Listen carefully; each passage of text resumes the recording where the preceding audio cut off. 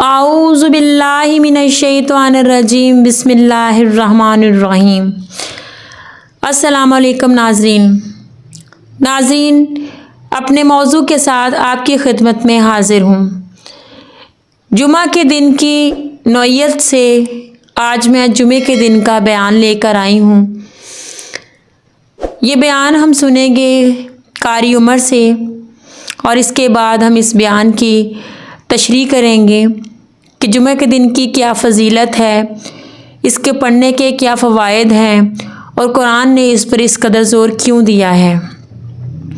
تو آئیے سب سے پہلے قاری عمر سے یہ بیان سنتے ہیں، اس کے بعد ہم اس پر مزید گفتگو کریں گے۔ الحمدللہ الذی نحمده ونصلی علی رسولہ الکریم، اما بعد فاعوذ باللہ من الشیطان الرجیم، بسم اللہ الرحمن الرحیم۔ صدق اللہ العظیم وصدق رسولہ النبی الکریم، ونحن علی ذلک لمن الشاہدین والشاکرین، والحمد للہ رب العالمین۔ السلام علیکم ورحمۃ اللہ وبرکاتہ۔ آج میں آپ کو جمعہ کے دن کی فضیلت اور جمعہ پڑھنے کی فضیلت کے بارے میں کچھ باتیں بیان کروں گا، تو آپ اس کو غور سے سنیں۔ جمعہ کے دن کی ڈھیروں فضیلتیں ہیں، جن میں سے میں آپ کو چند ایک بیان کرتا ہوں۔ نمبر 1، اللہ تعالیٰ نے حضرت آدم علیہ السلام کو جمعہ کے دن پیدا فرمایا۔ نمبر 2، اللہ تعالیٰ نے حضرت آدم علیہ السلام کو جمعہ کے دن زمین پر اتارا۔ نمبر 3، حضرت آدم علیہ السلام جمعہ کے دن وفات پائے۔ نمبر 4، جب امام منبر پر بیٹھتا ہے، جمعہ کے دن جب امام منبر پر بیٹھتا ہے، تب سے لے کے عصر کی نماز تک ایک ایسی گھڑی ہے جس میں کوئی بھی دعا مانگو اللہ تعالیٰ اس کو قبول فرماتے ہیں۔ نمبر 5، قیامت بھی جمعہ کے دن برپا ہوگی۔ جمعہ پڑھنے کی اتنی فضیلت ہے کہ اللہ تعالیٰ نے باقاعدہ قرآن پاک میں ایک پوری سورت نازل فرمائی۔ 28واں پارہ سورہ جمعہ آیت نمبر 9، اللہ تعالیٰ فرماتا ہے، یا ایھا الذین آمنوا اذا نودی للصلاۃ من یوم الجمعۃ فاسعوا الی ذکر اللہ وذروا البیع ذلکم خیر لکم ان کنتم تعلمون۔ اللہ تعالیٰ فرماتا ہے، جب نماز کی اذان ہو جمعہ کے دن تو خرید و فروخت ترک کر دو، تو اللہ کے ذکر کی طرف دوڑو۔ تو جب نماز ہو جائے تو پھر زمین پر پھیل جاؤ، تو اللہ کا فضل و کرم تلاش کرو۔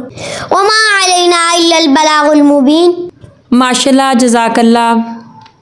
قاری عمر نے قرآن پاک کی یہ آیت تلاوت کی۔ اس میں جمعہ کے دن کے لیے اللہ پاک نے ہمیں فضیلت بتائی ہے، اور اس پر بہت زیادہ زور دیا ہے جمعہ پڑھنے پر۔ تو میرے بھائیوں، جمعے کے دن کا اہتمام کرو۔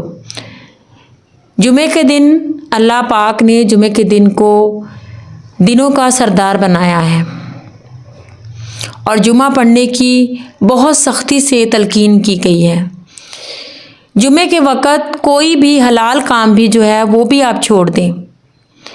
جمعے کی دن کی کچھ سنتیں ہیں، ہمارے نبی کریم صلی اللہ علیہ وسلم کی سنت مبارک ہیں، جن پر ہم عمل کریں گے تو ہمیں بہت زیادہ اجر و ثواب ملے گا۔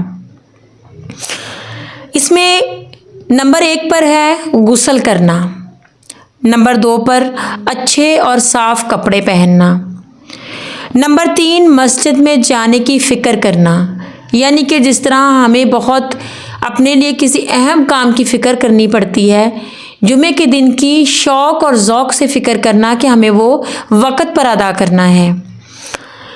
نمبر 4، مسجد میں پیدل جانا، اگر اس کا فاصلہ جتنا زیادہ ہوگا آپ پیدل جائیں گے اتنے ہی قدم آپ کو اس کا اجر و ثواب ملے گا۔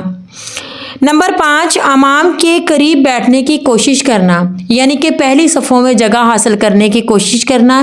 اس کے لیے ہمیں سب سے پہلے جانا پڑے گا، اس کا بھی اجر و ثواب بہت زیادہ ہے۔ नंबर 6, सफ़े हैं वो भर गई हों, लोग बैठ गए हों तो लोगों की गर्दनों को फलांग कर आगे निकलने की, बैठने की कोशिश ना करना, बल्कि जहाँ जगह मिले फिर वहीं पर आप बैठ जाएं। नंबर 7, अगर कोई फजूल काम है आप कर रहे बीच में खुतबे के दौरान में, यानी कि अपने कपड़ों से, बालों से, उंगलियों से खेलना या फिर बोलना वगैरह, तो ये काम आप बिल्कुल भी ना करें, ये सुन्नत के ख़िलाफ़ है। नंबर 8, खुतबे को गौर से सुनना।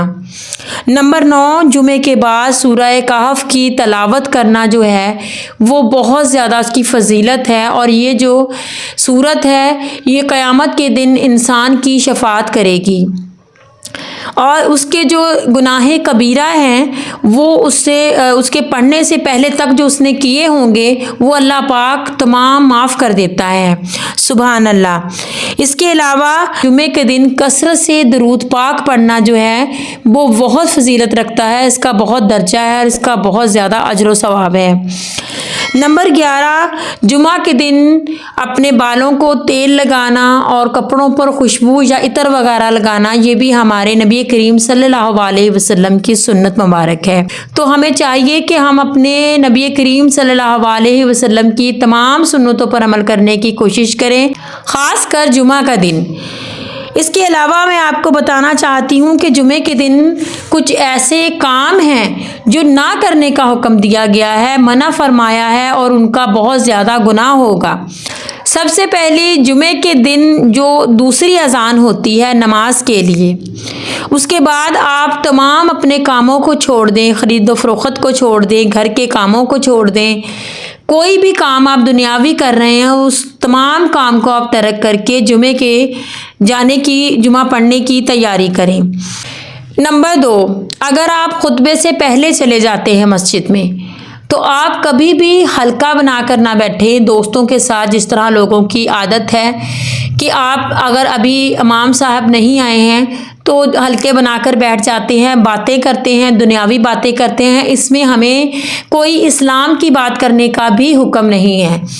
अगर आप पहले चले गए हैं तो आप सुन्नतें अदा करें, नफल अदा करें, और उसके बाद आप बैठकर नहायत अदब एहतराम से अल्लाह का ज़िक्र करें और दुरूद पाक पढ़ लें जब तक इमाम साहब जो हैं वो मंबर पर तशरीफ़ नहीं लाते हैं।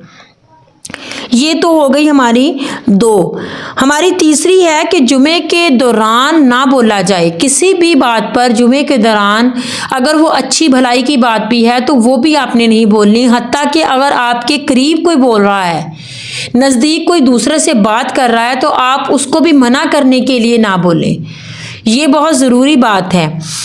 नंबर 4 है कि खुतबे में अगर आप देर से पहुंचते हैं और पहली सफ़े जो वो पुर हो गई हैं तो आप नमाजियों की गर्दनों को फलांग कर आगे ना बैठे, बल्कि जहाँ जगह मिलती है वहाँ पर आप बैठ जाएं। नंबर 5, अपनी जगह फिक्स ना करें, यानी कि अक्सर औकात होता है 1-2 बार या हर बार आप ऐसी जगह पर बैठते हैं जहां आपको आसानी से जगह मिल जाती है, लेकिन बाज़ औकात इस तरह होता है कि आप लेट पहुंचते हैं और वहां पर आपको जगह नहीं मिलती, वहां पर कोई दूसरा नमाजी बैठा है तो उसको उठाने की कोशिश मत करें। ये मत कहें कि ये मेरी जगह है, जगह फिक्स ना करें, जहां पर जगह मिलती है वहीं पर आप बैठ जाएं। और नंबर 6 है कि आप जब खुतबा सुन रहे हैं तो किसी भी चीज़ में अपना ध्यान ना बटाएं, हत्ता कि अपने बालों से, अपने कपड़ों से, अपनी उंगलियों से मत खेलें। अपना ध्यान जो है मुकम्मल तौर पर आप खुतबा सुनने में लगाएं। तो ये 6 काम इस तरह के थे कि आपको इनसे सख्ती से मना किया गया है और इन पर आपको गुनाह मिलेगा अगर आप करेंगे तो। इसके अलावा अगर आप सबसे पहले जुमे के दिन पहुंच जाएंगे तो इसका बहुत ज़्यादा अजर व सवाब है।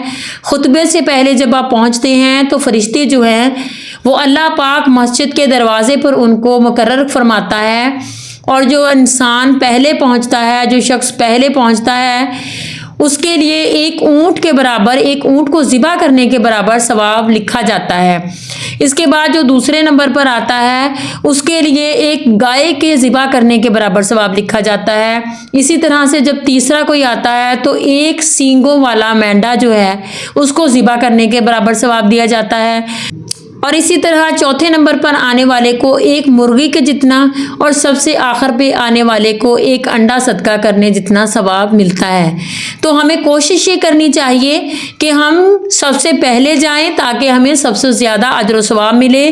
فرشتے ہمارا یہ ثواب لکھتے ہیں اور اس کے بعد جب خطبہ شروع ہو جاتا ہے تو وہ اپنا یہ ثواب لکھنے کا عمل جو ہے وہ ختم کر کے جمعہ سننے میں مصروف ہو جاتے ہیں۔ اس لیے ہمیں چاہیے کہ ہم سب سے پہلے جائیں تاکہ ہم زیادہ سے زیادہ اجر و ثواب حاصل کر سکیں۔ تو آج میں نے آپ کو جمعہ کے دن کی فضیلت کے بارے میں بتایا، کچھ ہم نے قاری عمر سے بیان سنا کہ کس طرح سے اللہ پاک نے ہمیں کیا حکم دیا ہے۔ تو میرے بھائیوں، کوشش کریں کہ جمعے کے دن کو آپ عید کے دن کی طرح سے تیاری کریں، اس کے لیے خوشی محسوس کریں، اس کو ذوق و شوق سے پڑھیں، اللہ پاک کے حکم پر عمل کریں، اور سب سے آخر میں جو اللہ پاک نے ہمیں آیت مبارکہ میں بتایا ہے، خطبہ سننے کے بعد جمعے کو ادا کرنے کے بعد زمین پر پھیل جائیں اور اپنا رزق تلاش کریں، اس رزق میں برکت اللہ پاک دیتا ہے۔ تو ہمیں چاہیے کہ ہم ذوق و شوق سے جمعہ پڑھیں اور اپنے بچوں کو ساتھ لے کے جائیں تاکہ ان کو شروع سے ہی جمعہ پڑھنے کی عادت پڑے۔ تو اللہ پاک ہم سب کو اپنے احکامات پر چلنے کی توفیق عطا فرمائے۔ پلیز چینل کو سبسکرائب کریں اور بیل آئیکن کے بٹن کو دبائیں تاکہ میری اگلی ویڈیو بھی آپ تک پہنچ سکے، اور ویڈیو کو لائک کریں اور دوسروں کے ساتھ شیئر بھی کریں تاکہ یہ اجر و ثواب جو ہے یہ آگے آگے منتقل ہوتا رہے اور ہم سب کے لیے یہ نجات کا باعث بنے۔ وما علینا الا البلاغ المبین۔ السلام علیکم۔